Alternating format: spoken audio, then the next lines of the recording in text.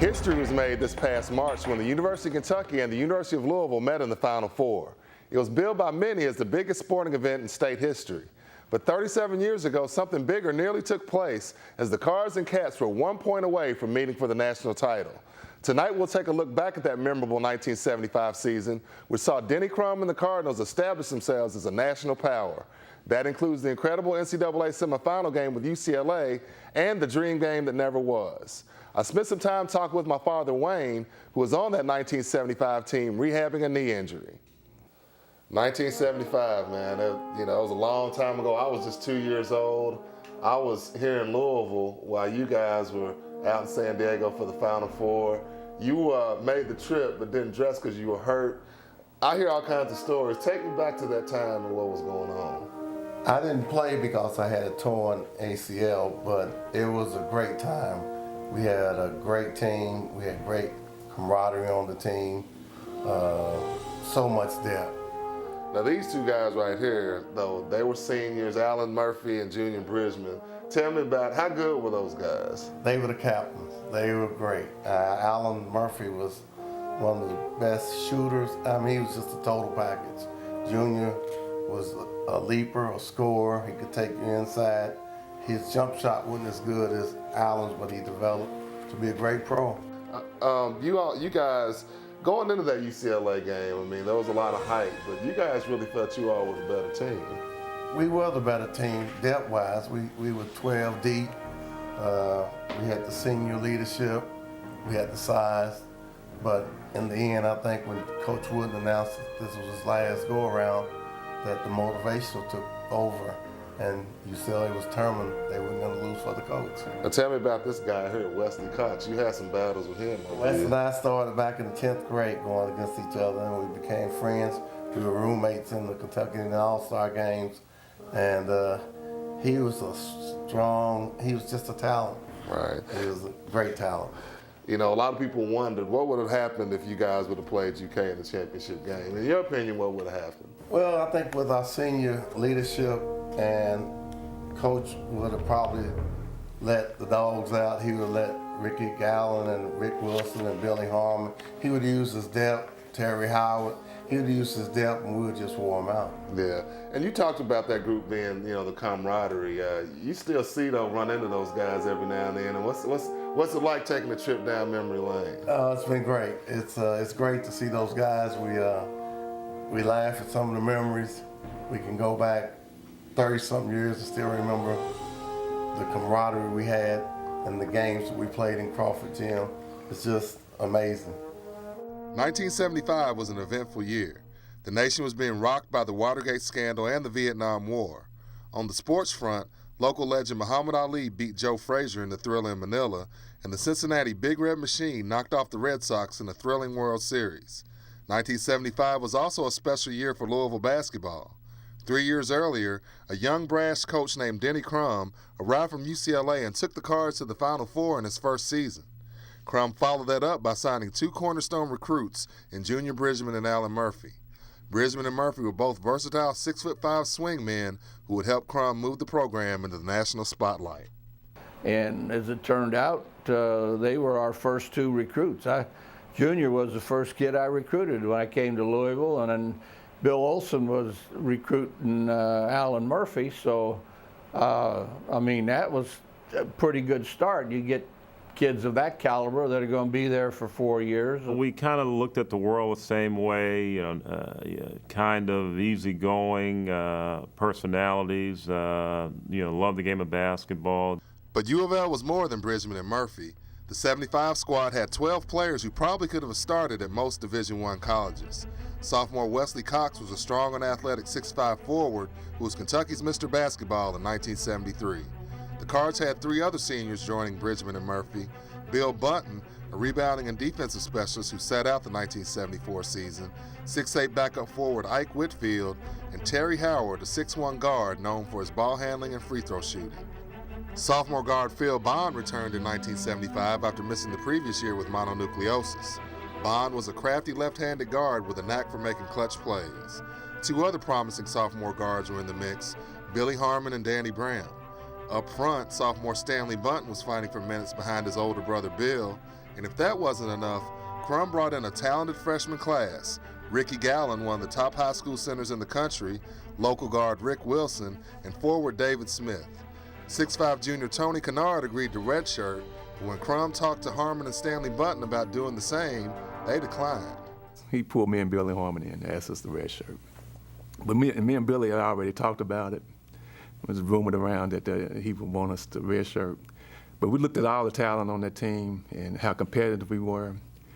And it just in our heart, we knew we were gonna, this team was special. The national media had taken notice of Crum's stacked roster, as Sports Illustrated ranked the Cards the nation's #1 team in the preseason. In a state where most of the hype went to the neighboring Kentucky Wildcats, Crum and the Louisville program had finally started to make its mark. U of L and UK didn't play each other at the time, with Kentucky citing an unwritten rule about not playing fellow in-state schools. I think that was when the public really got behind that we should play Louisville. And it centered on that one team. Not that we should play state schools, but we should accept Louisville as a viable, competitive program, and they should be on our schedule. But still, there was that unwritten policy that we wouldn't play state schools. For whatever reason, Kentucky stayed away from us. You'd be hiding behind a banner. If they played us, they'd have to play all of the, universities in the state, and that's what they used as their crutch, for not playing us. Two things. One, I felt like it's so close and it could be such a great rivalry that it would be good for basketball. The interest that it would pique, and I just felt like it was the right thing to do. And their philosophy at the time was a little different. They didn't want to recognize anyone in the state as being on their level, so they didn't play any of the state teams, which is certainly their prerogative, but that doesn't mean that it changed my opinion about playing them. I wanted to play them. In honesty, at that time, that stuck in Denny's craw, because he had come from UCLA, where they were the king of the mountain. And he actually thought during the building process, his first year going to the finals, the teams that we had, that we were on a par and that they wouldn't play us. And that he always wanted to play them to show, that the University of Louisville was competitive and could compete, with Kentucky and just as good as them. Crum stoked the fire by needling UK any chance he got. Shortly after taking the job, he said he wasn't overly impressed with UK's recruiting class, and he really raised eyebrows when he said Murphy would eat any of UK's players alive. There were very few Louisville fans out in the state. There still aren't a great many, but obviously their appeal has broadened somewhat. But back then they were a little speck of an island practically in the state of Kentucky. And I think those players, not that they thought about it all the time, but they were certainly cognizant of that, and I think wanted to show people we play good ball here too. One of Crum's biggest issues in '75 was figuring out how to distribute the playing time on a loaded roster.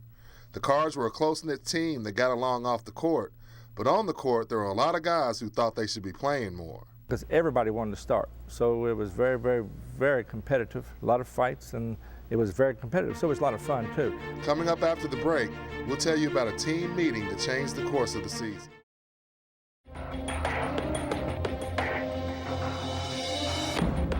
On paper, the Cards' regular season was a rousing success. They lost just 2 regular season games and easily took home the Missouri Valley Conference title.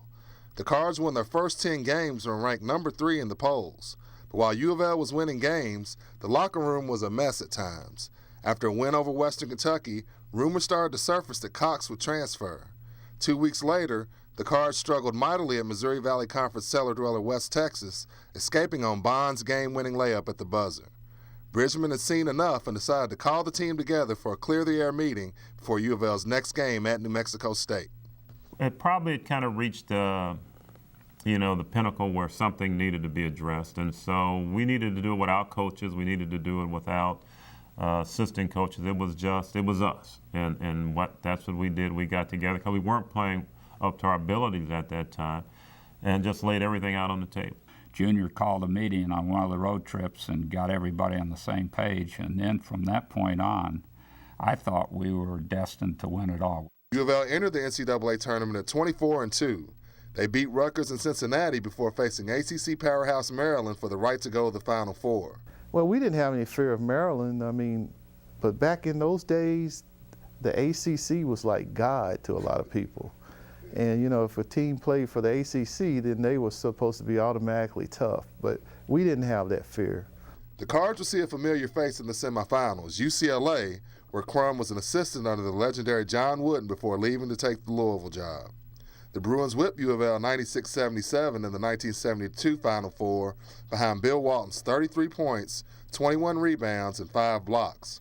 But things shaped up differently in '75. While the Bruins came into the Final Four ranked number 1, they weren't as dominant as they had been in recent years. The Louisville players and coaches were not only confident that they'd beat UCLA, but they'd win the whole thing. So I think the biggest concern going into San Diego was not whether we were the best and whether we were going to win the national championship. We were very confident that we were going to win it. We felt we were better than UCLA. Kentucky faced Syracuse in the other semifinal. The Cats were coming to San Diego on a high as they had knocked off number 1 and previously unbeaten Indiana in the regional final. Well, our mindset, we were just happy to be there. I hate to say it that way. Once we got to San Diego, I think we enjoyed all the atmosphere just being there and having the opportunity. The Cards established early control against the Bruins, jumping out to a 27-18 first half lead. But U of L squandered some opportunities to put the game out of reach. Brisbane missed on 2 alley-oop lob passes in the first half. Players were not allowed to dunk the ball in 1975, so Brisbane instead had to try and finesse the ball in the basket. The Cards still appeared headed to the championship game after Bond hit 2 free throws that put them up 65-61 with 1:06 left. But a Marcus Johnson steal of a Cox inbounds pass led the Bruins to tie the game. Louisville would have one last chance to win in regulation, but Brisbane badly misfired on a 12-footer in the final seconds. U of L again took control in overtime. Murphy scored the Cards' first 7 points of the extra period and finished with a career-high 33. And Cox's tip-in gave the Cards a 74-71 lead with 1:18 left. The Bruins would come to within 74-73 when Crum went to the 4 corners in the final minutes to kill the clock and force UCLA to foul. Howard had lost his starting job to Bond, but Crum found a role for Howard at the end of close games to handle the ball and knock down free throws. The 1975 U of L team led the nation in free throw shooting at 76%, and Howard was a perfect 28 for 28 on the year. So when Andre McCarter went out and fouled Howard with 20 seconds left and the Cards up 1, U of L appeared to be home free. You could hear him say, "Now don't foul Howard, he's a 100% free throw shooter." That you could hear that on the tape. So the kid got a little overzealous guarding Terry and he fouled him. So I'm handling the ball for, I don't know, half a minute, whatever it is, and I just hear Wooden and I've never seen him scream, holler, stand up or anything, and I could see him over there and he was hollering and screaming and waving, jumping, saying, "Don't foul Howard, don't foul Howard." Well, they fouled me, and I mean, he went off. He was very upset. We're going to win. I mean, there wasn't a doubt in my mind. You know, I thought he'd make them both. Footage of Howard's fateful free throw was hard to find, but people in the San Diego sports arena that day said the shot did everything but fall through the net. And the ball went in and out. As I remember it, it was one of those that, you know, hits in the rim and rattles. They call it rattles back and forth, and then it popped out. That's how I remember the thing. I thought he made it. I really did. You know, when it left my hands, it felt so good, and it did. And I remember it somewhat where it was hit the left side, right side, and then it actually went in. I thought it was in, then all of a sudden it's out. The shot went in. The ball went in the basket, came out of the basket. I mean, Terry was like automatic. After Howard's miss, Washington sank a 12-foot baseline jumper in the closing seconds to put UCLA up 75-74, and Murphy's desperation heave came up short. The dream matchup with UK would never come to pass. After the game, all the talk surrounded Howard and his first free throw miss of the season. People say, well, if Terry Howard had made that free throw, I say, yeah, but if we hadn't made some of the turnovers we made and so other people missed shots and other people missed free throws, I said, you can't blame that loss on Terry Howard. I think, unfortunately, people remember that a lot because Kurt Gowdy, who was the announcer for the game, he built it up. As Terry was coming to the free throw line, he just built it. You know, this guy has never missed a free throw.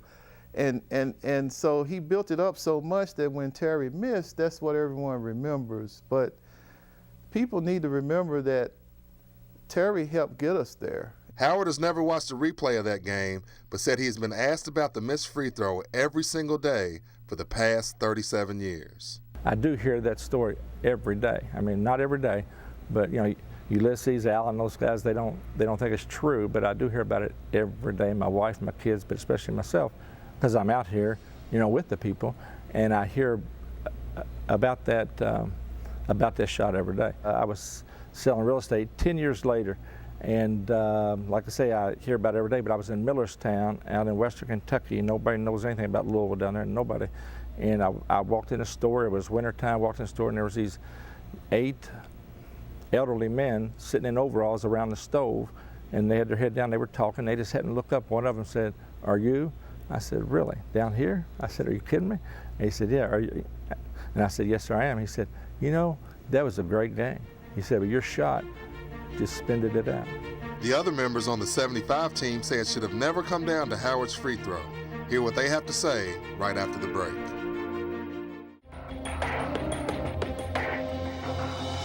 The Cards, on their way to a showdown with UK, had plenty of opportunities to put the UCLA game away before Terry Howard stepped in the line. To this day, Bridgman still laments a pair of plays that he could have made that would have made the difference. First, he said on a key turnover on Cox's inbounds pass with U of L nursing the lead, he was wide open and could have gotten to the ball, but just didn't get Cox's attention. You know, all these years later, I don't know why I just didn't say, "Give me the ball," and that would have been it. But I didn't, intercepted, and the rest is history. And Bridgman also wishes he could have gotten that potential game-winning shot back at the end of regulation. When I got the ball and went up for a routine bank shot, something that we practiced every day for 3 years, when I went up, I went right up into the light, and the light took away the rim. So I knew where the rim in the basket was, but I couldn't see the basket. U of L assistant coach Bill Olson coached Howard in high school and spoke of the admiration and respect the team had for him. I think Terry's gotten over that, even though he still has to live with that. I think he knows we wouldn't have been where we were without him, building the program to where it was, and what he contributed every day in practice, and how much he meant to that team by all the games that when he did go to the Four Corner during the season that we won. Wooden announced after the U of L game that he'd retire after the championship game, and the Bruins would go on to defeat Kentucky 92-85. Crum then turned down an opportunity to replace Wooden at UCLA in order to remain at Louisville. Both Hall and Crum would eventually get their national titles. UK, led by Jack Givens, Rick Roby, Mike Phillips, and James Lee, beat Duke for the '78 championship, while Crum would get the first of his 2 rings in 1980. But many feel it was the '75 team who set the table for Crum's dynasty. It was a team filled with local players who captured the nation's attention while playing in what many felt was the greatest college basketball game ever played at the time. I think it opened the door to making U of L basketball, you know, what it is today. You can check the attendance figures. In the years before then, U of L was averaging around 10,000 a game. After that team and the success that they had, they jumped up the next year to 16,000 average, and then it built on up. Crum has never been a fan of ranking his teams, but he did say the '75 team was the best he ever had in terms of running his offense. And while the '75 team didn't win a title like U of L's '80 and '86 squads, there are still those who say it was Crum's best. I remember we had a little get-together at the 25-year thing for the '75 team and we had this dinner, and we were talking. Those guys still today, they believe they were the best team that the University of Louisville ever had. Well, they didn't win a national championship, so most people aren't going to say this, but I have personally always felt it was their best team. I just thought they were that good. They happened to lose in the semifinals to the team that did win the championship, so you know they were close. But the overall power, versatility, talent on that team, to me, they were the best team. I think it was the best team. We didn't win it all. 80 did, 86 did, on and on. We did not win it all. But sometimes the best just fall short for some reason. But from the bottom to the top, it was the strongest all the way up and down. I think that we were one of Denny's and one of the school's better teams, if not one of the best teams they had. But as I said before, you know, when you don't put that and can't put that championship behind your name, you can't say you were the best team. No. We'll never know who'd have won a UK U of L championship game, but plenty of people offered their opinions. Joe and I have argued over and over many times about who would have won the game and why, and he told me they were too big and strong for us, and I said we were too quick and better defensively than they were, and that I felt like, you know, we would win. Louisville probably had as good a ball club as UCLA, and I think it would have been to our advantage after the way the UCLA game turned out with Wooden's retirement, how that contributed. I think Louisville would have been a better team for us to play. It's really hard to say. I mean, Louisville did have a lot of quickness, but I felt like, you know, with Kevin Greavy, we had Jimmy Dan Connors, Mike Flynn, those guys could score a lot of points. And I think with Bob Guyette and Phillips and myself, then we had James Lee, you know, Jack Givens. So we had a lot of talent too, young talent, but as a player, heck, we're going to win it. So, I mean, you know, you didn't really think about it. Well, I think we would have beat Kentucky. UCLA had that game was a good game. I thought we were the better team, but, you know, the scoreboard indicates who's the better team after each game. But yeah, I think we had a shot at really putting it to them, because it would have been a real emotional game, as the games are now. But you know, I think basically that our 12 players were better than their 12 players. They had no chance. They were too slow. Their overall team speed, they would have had trouble keeping up. Believe me, those big guys would have trouble. Now, we'd had trouble rebounding too. But I think that we had enough quickness. We created some problems with our press and that. We were a good enough offensive execution team, you know, and that I think that we would have beat them. It's easy to speculate, and I don't really want to brag. I'm just saying that it wouldn't have took a double overtime. As it turned out, a U of L UK national title game just wasn't in the cards, and because of the social implications at the time, Bridgman thinks that might have been a good thing. So many things, intangibles that would have been attached to the game, to just a game of basketball. That's all it really is. It's a game of basketball where our team plays your team. At the end, that's all it is. But people would have made it into this bigger, monumental, whatever you want to call it, issue. And I just kind of felt, when I look back on it 10, 15, 20 years, that the state of Kentucky wasn't ready for it. 37 years later, we did see U of L and UK hook up in the Final Four. UK won that game en route to its 8th national title. Both teams are expected to be national title contenders this year, so who knows? Maybe we'll see the Cards and the Cats battling it out for the crown in 2013. If we do, a lot of credit will have to go to the 1975 Louisville team, who helped put the Cards on the map.